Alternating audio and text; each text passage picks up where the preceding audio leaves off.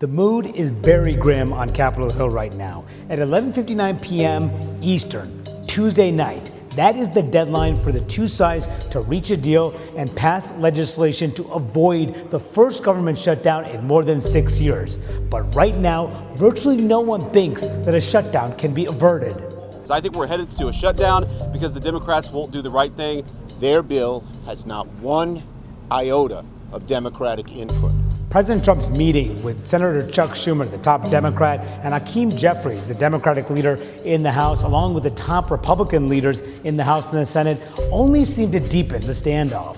This is purely and simply hostage taking on behalf of the Democrats. The government shuts down is because Republicans have decided to shut the government down rather than address the health care crisis that they've created. Democrats have been making a series of demands. They want to extend subsidies under the Affordable Care Act, which are due to expire at year's end. They also want to reverse Medicaid cuts that were enacted as part of President Trump's signature domestic policy achievement, his One Big Beautiful Bill Act. They also want to restrain Donald Trump from trying to cut federal spending without the approval of Congress.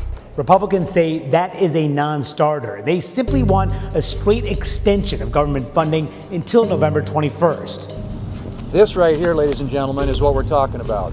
I don't know where they're saying this is some huge partisan thing. This is something we do fairly routinely. Republicans are planning to force vote after vote to simply extend government funding over the next 7 weeks. Their hope is that Democrats in the Senate will ultimately capitulate and agree to pass this bill. So far, Democrats are united, but there is one outspoken voice, Senator John Fetterman.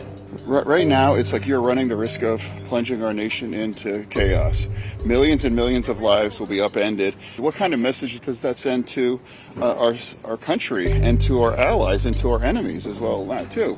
It's now we can't effectively work together enough to enforce our shutting government down.